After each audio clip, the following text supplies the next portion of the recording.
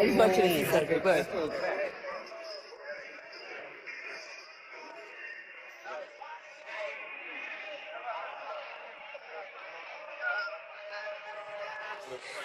It's serious, y'all. Hold that shit. Doing unnecessary shit in the gym right now. Like, y'all, I don't even understand if he's trying to surf. There's so many other ways he could have targeted your back. So what this man is doing is called a chest-supported seal row. This is actually a great exercise. It's good for isolating the upper back, the lats, and by laying flat with your feet off the ground, you remove any cheating or momentum that you would get from your legs or your hips. It's also really good for people that have lower back problems and can't do the conventional bent over row. It's such a great exercise that they literally make a bench for this. Now, unfortunately, you're not going to see these benches in big commercial gyms, but it's not uncommon to see people makeshift a bench just like he does. I've done it many times. But what's worst of all is that you're a certified personal trainer and you don't know this or know better than to film someone to post on social media to make fun of him. And you recruit other people to join in and laugh at him too? Seriously? Shame on you. You need to do better. Mind your own business. Okay. Boss bitch, not 101. Can't nobody tell you. Anyway, I'm just dicking around. For all the bullshit, she could have just asked what was he doing if it was that serious. She didn't really have to do any of that. But you know how people are. They are thirsty for Twitter clicks and attention.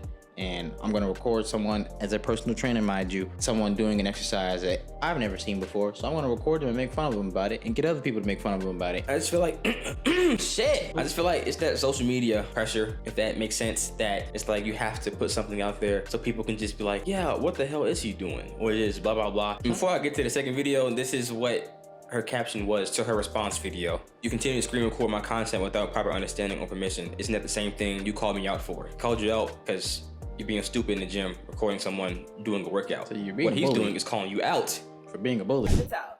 Earlier in the gym this week, I was using the plyometric box. A man approached me, insisting that he needed this piece of equipment. Despite me saying no, he took it upon himself to use it anyways. My brothers surrounded me in a protective stance, very confused about what the interaction just took place. I'm just looking at the camera on this one. It's just to kick off her response video. You can tell she really sat her ass down and thought about how she can twist this story to favor her. You will see it. I already watched all these videos, so Joey will explain exactly what happened. Can't believe she tried that shit. If that was the case, you would not be reacting like that in terms of all these niggas are surrounding you while some dude comes and takes an equipment that you are already using. Come on. Let's continue. Let's continue. I can't. All right. Assume that these people were gathered throughout the gym to mock somebody's behavior. These are people I work out with almost 7 days a week. They're my family.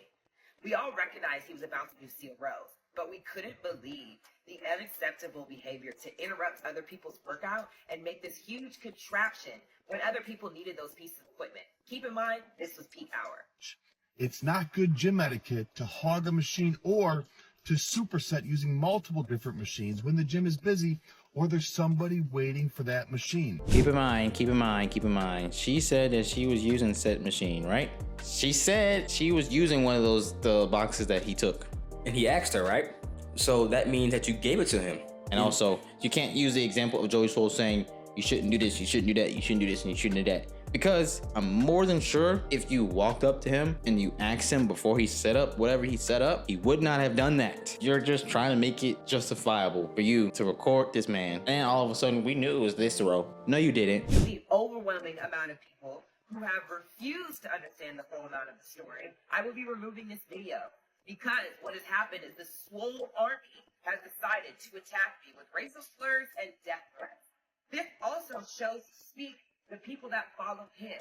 You're not going to come to my Instagram and use something on my platform to then for exploit my image. Have a great day. And as always, don't care, didn't ask. That's not exploiting your image. I'm not saying that whoever sent you death threats and were being racist are in the clear, because they are not. What I will say is welcome to the internet. Whether you are Mr. Beast, whether you are Corey Kenshin, it doesn't matter who you are. You could be a Taylor Swift fan. There are people in those communities that are still evil as that are rude as you say one thing about Taylor Swift and they send you death threats, they call you the N-word, they call you slurs, they call you this, they call you that. It has nothing to do with Joey Swoll you know, saying that's okay because he's called them out on it before. We don't really need your side of the story. And it's the fact that she tried to say that I'm gonna do the video because I'm getting these comments. No, you're getting these comments and you leave the video because you were wrong. One final update to this video. This woman continues to double down, defend herself, and play the victim, saying that this is because of her race, her gender,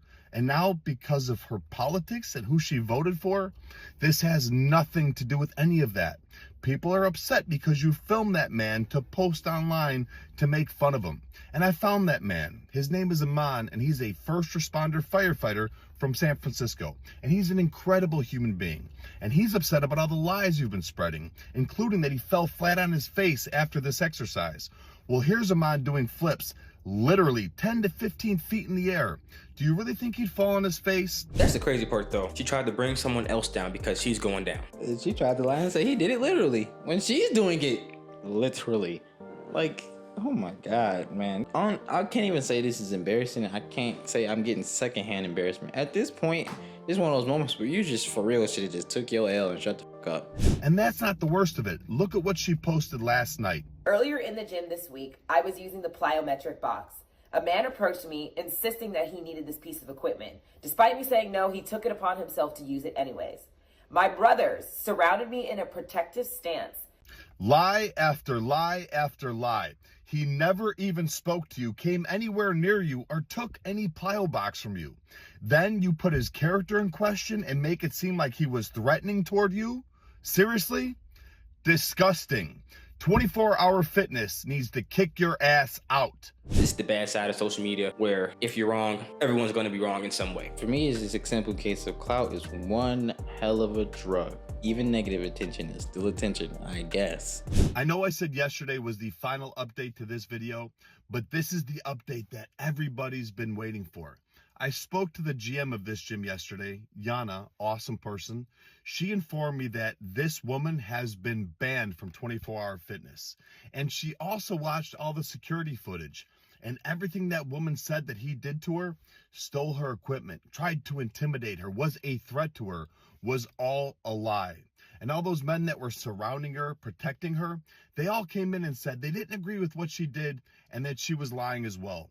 So thank you, 24-hour fitness. It's the fact that some people would really go out of their way to make up these elaborate stories to like sell it in a way where like I'm the victim, I'm the one who should be, you should be feeling empathy for me and my situation. And then not only did the cameras prove that you were lying, the people that you surrounded yourself with, that you called your family, had to throw you under the bus. One other thing I want to address that's absolutely disgusting is this post from her story. Shaming black women for being in my comments agreeing with me. So what? Someone has to agree with you just because of the color of their skin or their gender? Even if it means agreeing with you, bullying somebody and posting it on social media? Shame on you. You know, I don't know what trauma you've been through, but I truly hope that you heal. And the next gym you join, you learn to respect people. She probably just blackballed herself from any other gym, to be honest, continuing to double and triple down. I also hate when people assume that we're supposed to agree with you whether you're in the right or in the wrong when you're clearly in the wrong. I'm black, I'm a black woman, so you should have been on my side. And the fact that you're agreeing with a white man over me, a black woman, I'm disgusted with you. The gaslighting is crazy. That has to be some kind of disorder or like a mental something for you to try this hard to be right. Trying all the tactics, the race tactic, the gender tactic, the sexuality tactic, somehow, some way got to politics. And it's the fact that I'm wrong, no one will be right in this situation. He did something wrong too, and I want to make sure that you guys know that he also did something wrong. I wasn't the only one who did something wrong. And that's the messed up part about all of this.